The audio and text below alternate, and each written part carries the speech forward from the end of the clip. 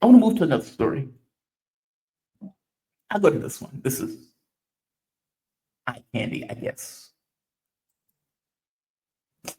This is fascinating. We're learning more back channel stuff of what was happening in that election with Harris and with Trump, but more so between Joe Biden, Harris, Obama, and Nancy Pelosi, and all these other people. If you remember, you had the situation where they ate Joe Biden alive. When Joe Biden had that debate, and people said, oh my God, he can't run. He can't run. Not just he can't run, we think he may break a hip shuffling off stage. He cannot be our lead person. And immediately, all of these Democrats flipped out. The media was like, oh my God, we've been lied to. There's gambling in this establishment. We didn't know anything about it. And I'm saying that to say, because for all of the people like me who are saying, he is clearly not in his right mind. And the media was like, those are deep fakes. Those are deep fakes. Jake Tapper chastised one of the Republicans, I believe it's a Republican, who pointed out that Joe Biden wasn't in his right mind. Joe Biden was melting like a candle as we watched him. And Jake Tapper was like, nope, deep fakes. How dare you say that? Are you a doctor? Then Jake Tapper turns around and writes the book on Joe Biden losing his mind. Okay. Week after week after week, it seemed like there was a whisper campaign that got louder and louder and louder to the point where it just became a scream. And Joe Biden comes out and says, look, bitterly, I cannot run under this level of scrutiny. I'm calling it a day. And was very pissed off at Nancy Pelosi and Obama, who he believed put a knife in him. And he's probably right. But he needed to. He was out of his mind, right? He tells Kamala Harris when she finally takes over, and before we even get to that, there's drama about that. Because Obama, his plan was, we have a fight at the convention, meaning we have people run and a choice is made at the convention where they have an old-fashioned fight at the convention, at the DNC convention. But this happened first. This happened first. So the reporting is done. Listen to what they say took place behind the scenes that ended up with Joe Biden coming out effectively pushing Harris to the forefront. John, give me the play-by-play of that conversation between Joe Biden and Kamala Harris when he tells her that he's dropping out of the race. Biden calls Jim Clyburn, who's in South Carolina, I believe celebrating his birthday, and tells him and says, listen, I've got a statement I'm going to get out. And he reads the statement, and Clyburn goes, there's a problem with your statement. Biden's like, what is it? And he goes, you don't mention Kamala Harris. You're going to have to endorse her. Wait, I will replay this from jump. I just want to point something out. When Joe Biden was trying to get South Carolina, if you remember, Joe Biden was running against Sanders. Sanders had taken the first several states. They go into South Carolina, massive Black population in that state. Clyburn is considered the Black whisperer for whatever reason. And Joe Biden goes to Clyburn because he wants his support. Clyburn points out, hey, you need to choose a Black VP woman for that spot. Now, Stacey Abrams wanted the job. Kamala Harris ends up getting the nod for the job. It wasn't that she was necessarily qualified. It was more so that Clyburn just wanted her for the job.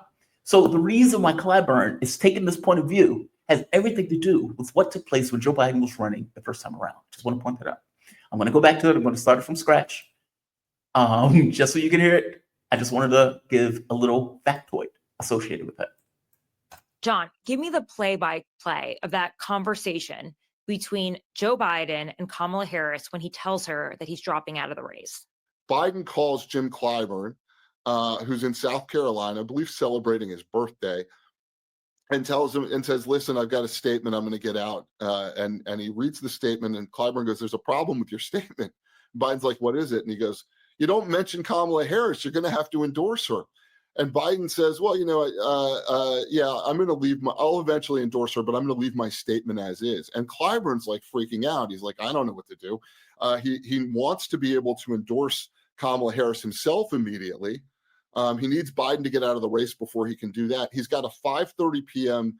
phone call set up with Barack Obama. He knows Obama's going to push him to support this, this contested primary open convention idea, and he wants to be able to tell Obama to go pound sand. So in order to do that, he has to have already endorsed Harris himself. So ultimately, that's what Clyburn does, and it's ultimately what Biden does. Biden puts out the first statement, then about half an hour later, he puts out the second statement, launching the Harris campaign's effort to lock down all these delegates.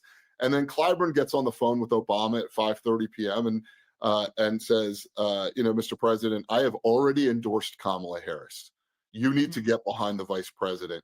It has to be her. And then their phone call lasts less than a minute, helping foil Barack Obama's plans to have this open convention. Like a wild day, never reported at the time that Harris was ready to launch that whip operation, never reported at the time that she had to beg Joe Biden to issue an endorsement the same day.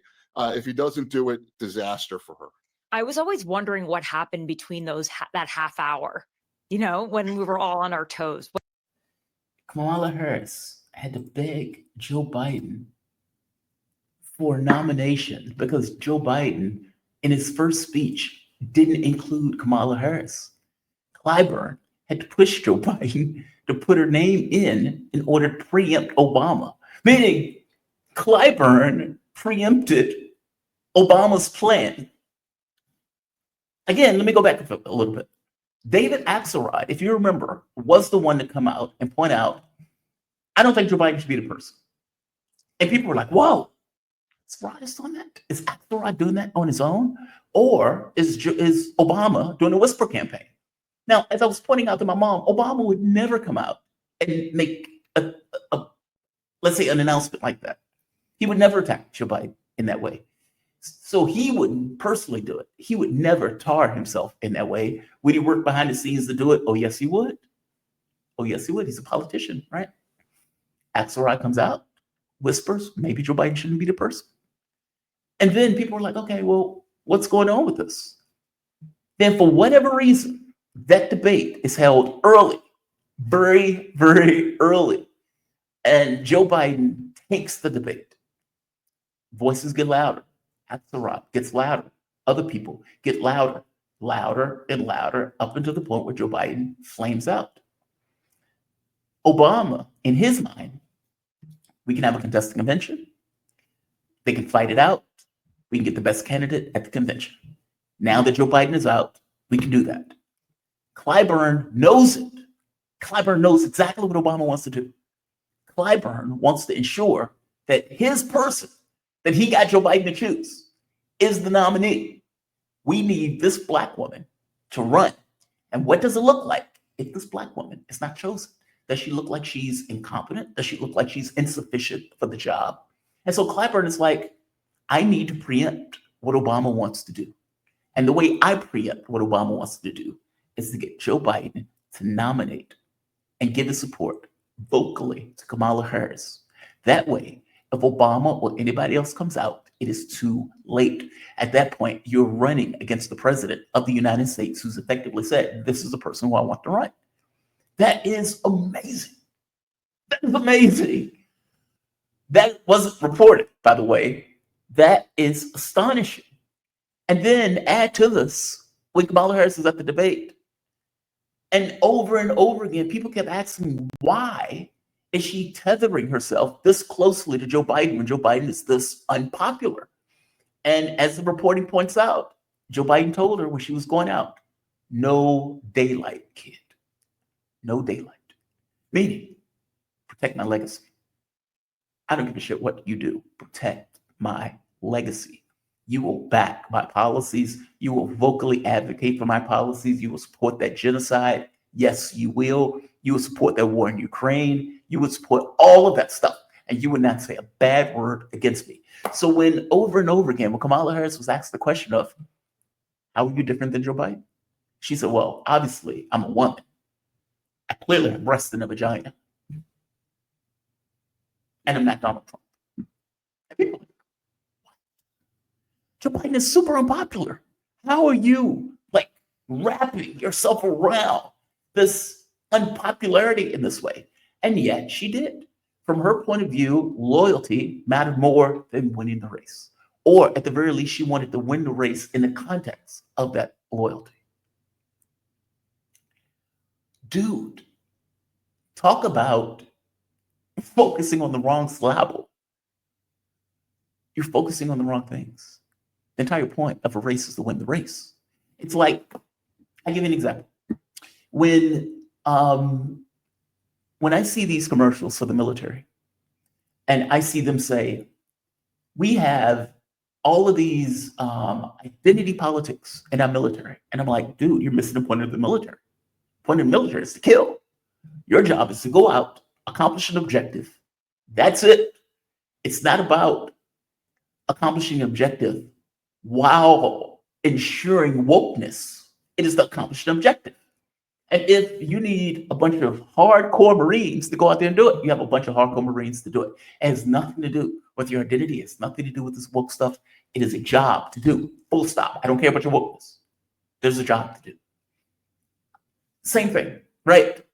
You have a political campaign where your objective is to win. And instead of them focusing on how do we win?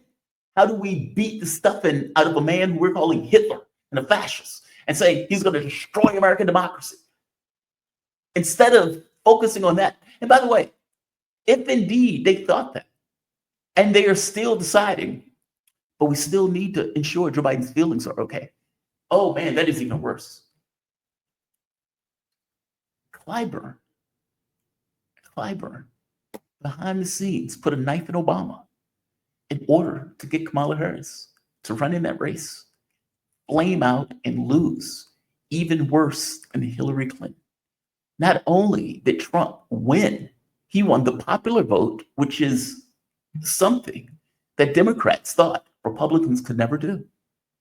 Meaning Democrats believed, going back to, I think, the 90s or something, that they had an identity lock. Meaning because they were dealing with all these minorities and everything else, that the share of the white vote, share of the minority vote, that trends in the Democratic direction, demographics alone would allow them to win in perpetuity the presidency. And that a Republican, even if they won, would not be able to win based on the popular vote. They would only be able to win by the Electoral College. Trump showed that not to be true. You can say 1% all you want, but again, that is 1% in the context of believing that they can never win the popular vote. They cared more about ensuring Joe Biden's feelings.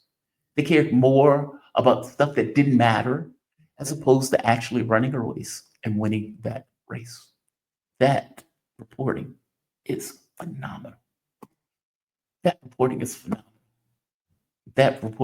phenomenal. Mr. Ripley, can you beat Putin in chess? Yes. I would fuck him up in chess. And by the way, I will say that to anybody. So, take it with a grain of salt. Take it with a grain of salt. That is amazing. That story is amazing. The guy who's reporting that often gets these really good scoops. And this is a damn good one. This is a damn good one. Oh, how do you do that? Right? How do you run in a race against a man who you call a fascist, who you say is going to put Liz Cheney against a wall and shoot her? Like, this is the stuff, the rhetoric that they were effectively using when they were running that race, and yet did not want to do what it takes to actually win that race. And instead, we're concerned about people's feelings, how they felt, how it looks, as opposed to actually doing the hard work of getting down and doing whatever it takes to beat the stuffing out of Donald Trump. That story is amazing. That story is super amazing. I was mind blown when I heard that. Not shocked. Just like, Jesus, how are you guys missing the boat in this particular